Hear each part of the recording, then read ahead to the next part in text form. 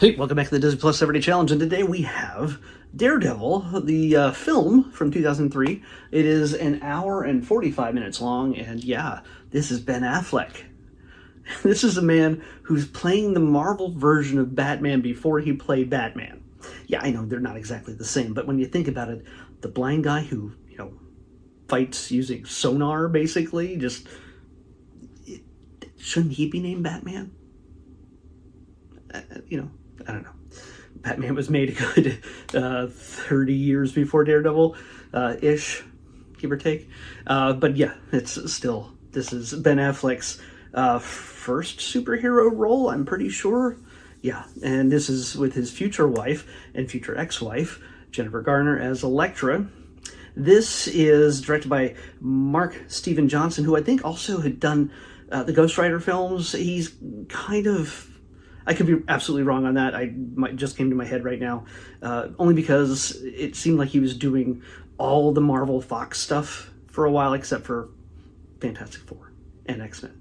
So, the big franchises, the single hero things, sure, the single anti-hero things. In fact, Daredevil's usually clearly a hero, but in this, he comes off as an anti-hero, gritty, narrating his own story, just sort of telling you how the city is, and almost a gravel voice, and yeah, almost Batman. It's practice Batman is what he's getting into this.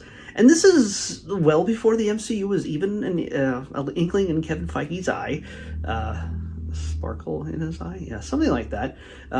Before any of that was on the table.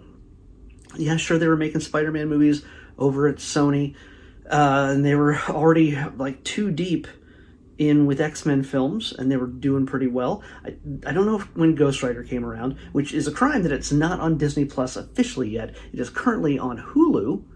Yeah, you can watch Nicolas Cage's Ghost Rider on Hulu through Disney Plus, but not on Disney Plus, which is why it's not on my list yet to pick from. Once it gets moved over, maybe that'll happen. I don't know. I don't know if that's going to happen, or if it has to happen. I think maybe once Ghost Rider gets into the MCU proper, then they'll start loading those into the Marvel section of Disney Plus. Anyway, this is it's a stylish film. let's put it that way. It is, like I said, it's very much before the whole era of the MCU. So, and he's also, Daredevil's not necessarily a household name to a lot of people like Spider-Man or Hulk or X-Men. He is, even though he's, is created around the time of all those characters, he's kind of been lesser known. He's a street-level hero. He works Hell's Kitchen, which is, right in New York City, now called Clinton. If you walk from, let's say, the 42nd Street area of Times Square and just head west, you're going to run into Hell's Kitchen. It's not as scary as some people make it out to be. It's actually come up pretty nice in some ways, and I'm sure it's expensive to live there. Yes, I'm sure there's much rougher areas, and that's where Daredevil tends to hang out. So yeah, if we got the mood, we got the rainy, gritty kind of thing going on. There's so much CGI in this because apparently you had to do that. This is, obviously, only in more recent years have people really pushed back against the overuse of CGI to shortcut certain things. Or, honestly, they were just using the tools they had available at the time, and some of them just don't age well. A drop of rose from the top of a movie theater, or a boxing, or the Olympic boxing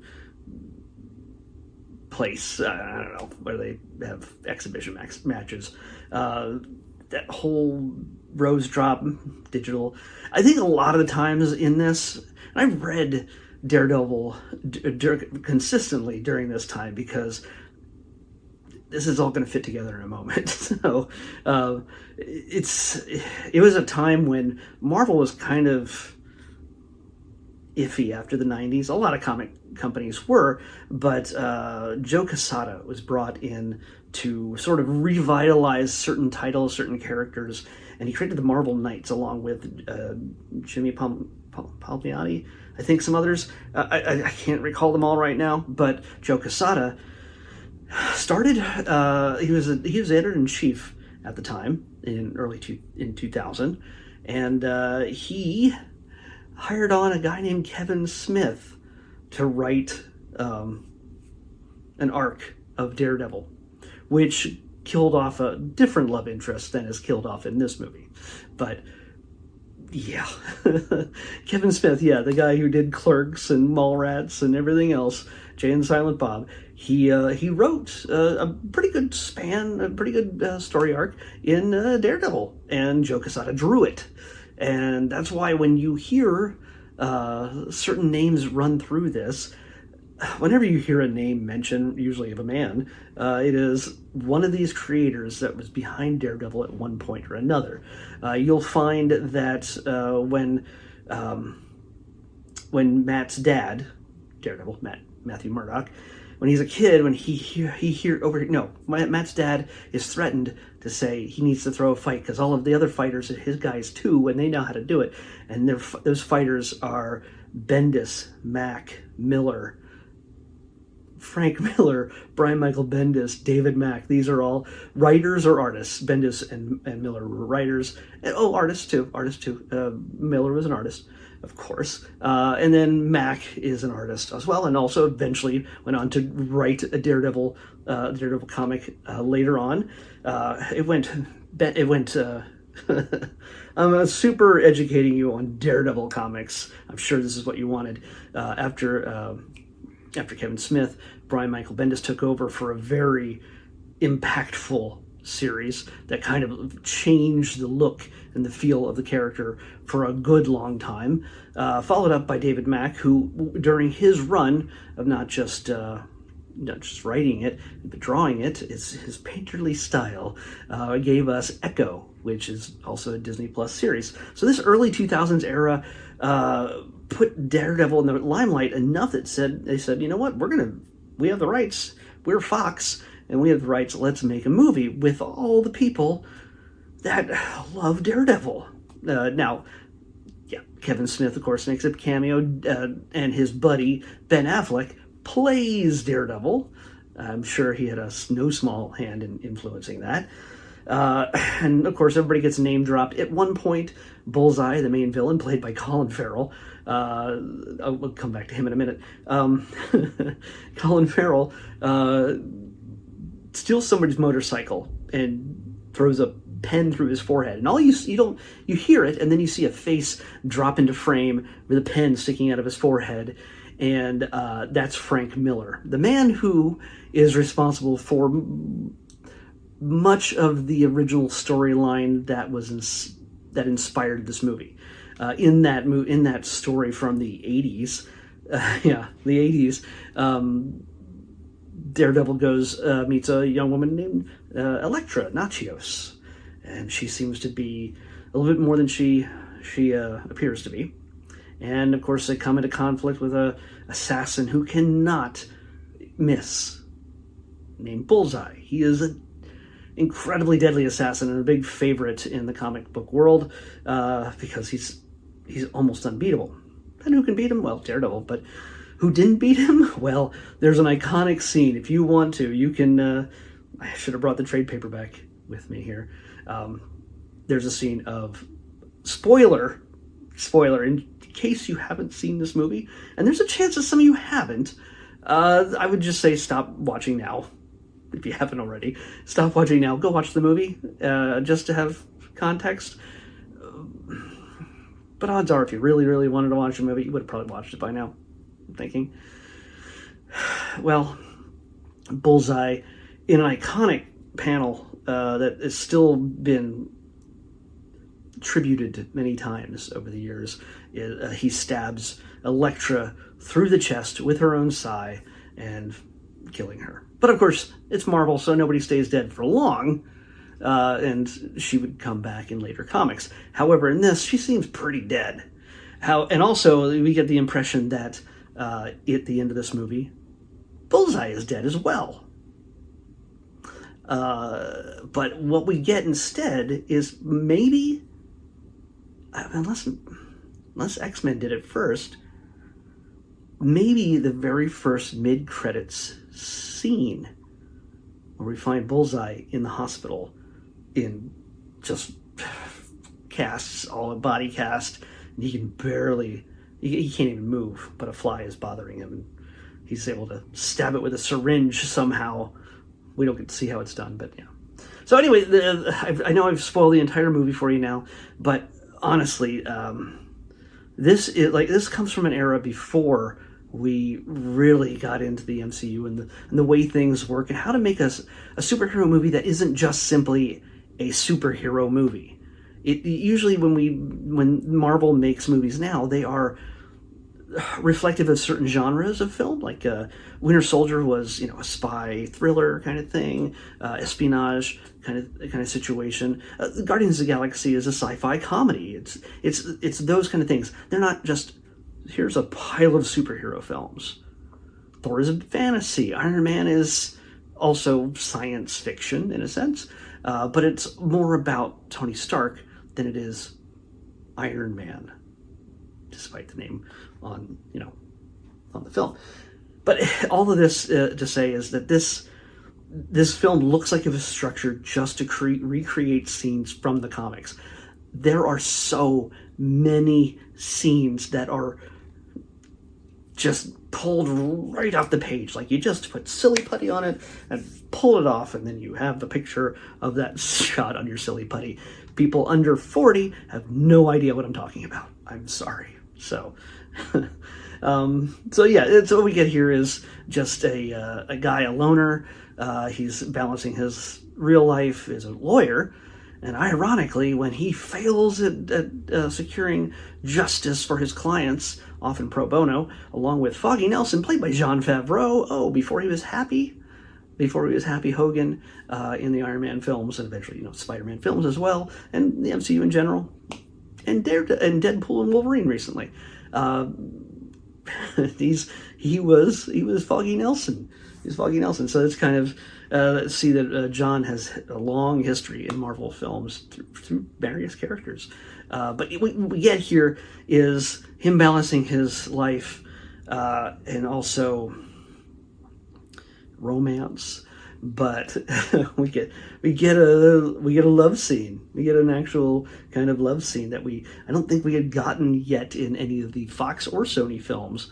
Again, Marvel wasn't making their own films as yet. It was all farmed out to other studios that had bought the rights to those characters. So, yeah, this is, again, 2003.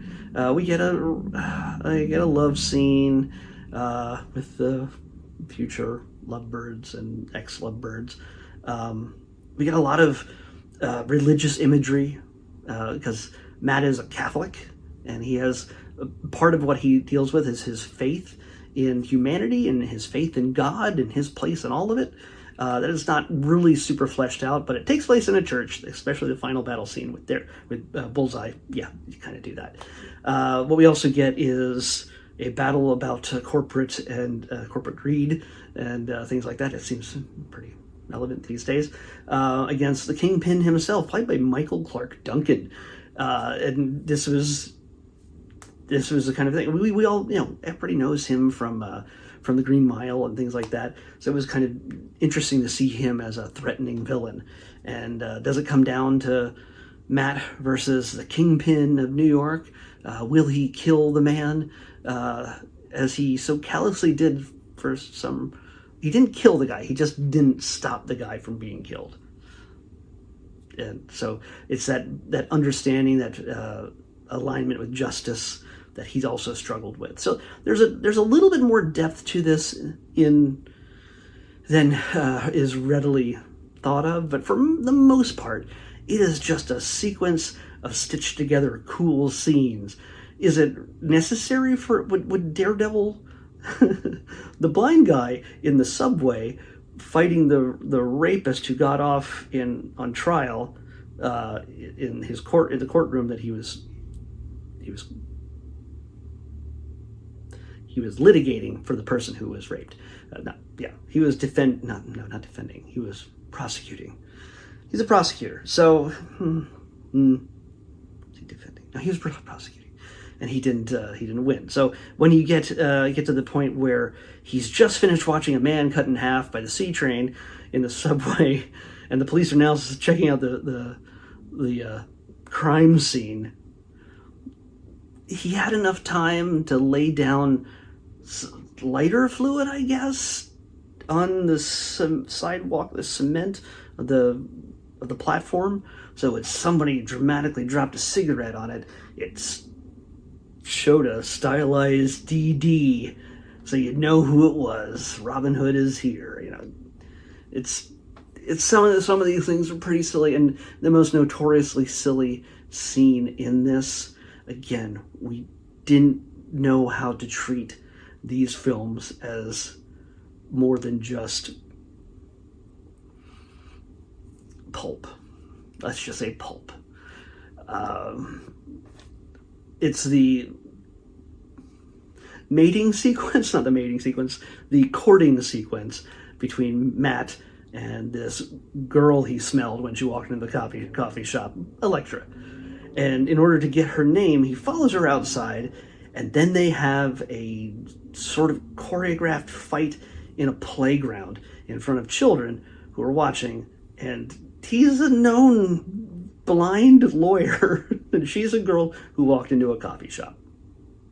Okay, yes, she also had fighting skills she learned from from many senseis she's had since she was 5. That was just a bit of exposition that was given to us after we were like, why does this girl know how to fight? Usually, I mean, the olden days, nobody even bothered with giving that kind of exposition. It was just like, we fight, and that's the way it is.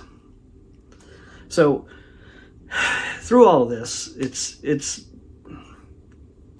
not great. It's not great. And it's kind of funny to see that he went from being like a not exact copy of Batman, but the same kind of street level, just beating up muggers kind of thing, who eventually every once in a while has a more powerful type of foe that he goes up against. Usually it's a class fight, whether it's poor versus the rich, like the Kingpin, who manipulate the government, the crime, and everything else, and often the same thing in New York City. But it's also his struggle with faith and humanity and doing what's right, and yeah, it's all these things, and also daring to fall in love.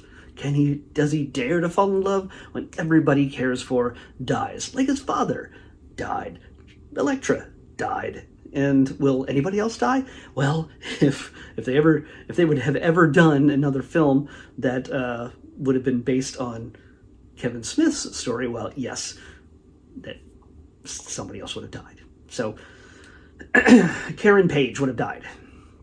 What I like about this is that there is enough depth and background to Daredevil and his rogues gallery and his supporting characters that when they made it into a Netflix show, it was the most logical conclusion. You do not want to throw something that has so much more meat on it into just an hour and 45 minutes. But that was the way things were done back then. Nobody was making content for streaming services in 2003. It just wasn't a thing. So, yeah, it makes sense that it was a movie, but no. And also, I realized that there's so much like new metal and like, wow, it is still like hanging on to the last vestiges of new metal and things like Evanescence. They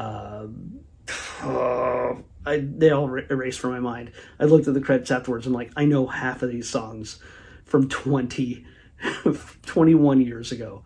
Holy cow. It was a stacked new metal soundtrack.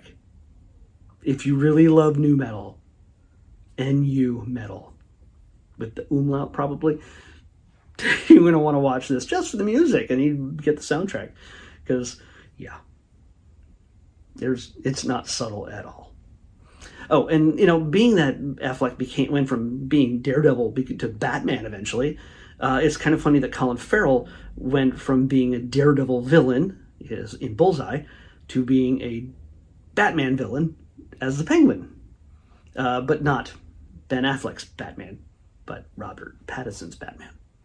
The Batman. So, and also his own series now on Max. So it's it's kind of neat that they're still playing to type, although Penguin and Bullseye are two very different characters, much further apart in character than Daredevil and Batman.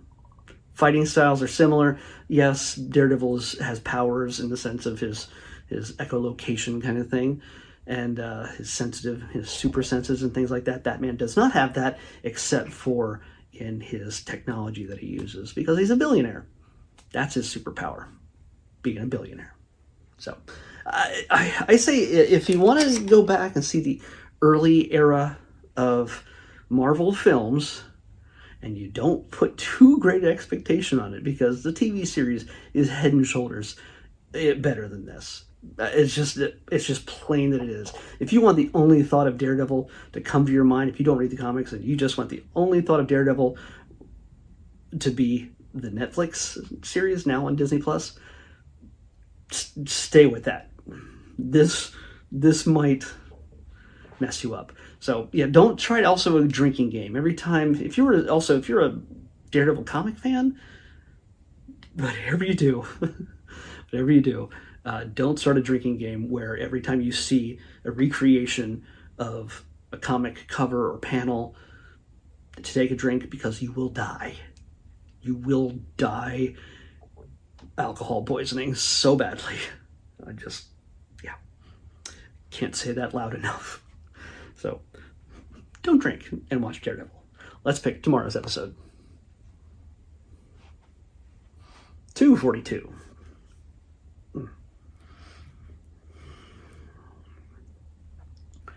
242. Come on. Here we are. Okay. We have, I think this is a series. It's a documentary series, or it's not reality, but it's the red colored category. So I have a feeling this is, I don't know if this is a single thing, but I'm feeling it would be a series. We'll see. Oh, no, I'm wrong. I know what this is now. This is actually very Disney related. This involves how Disney things are made. Disney animation is made. Of course it is. This is called The Plausible Impossible. I've been looking forward to this for a long time. So, happy to finally get a chance to watch it. We only have one more day after this in 2024. So, The Plausible Impossible is what we're watching next on the Disney Plus Everyday Challenge. I'll see you back here tomorrow with that.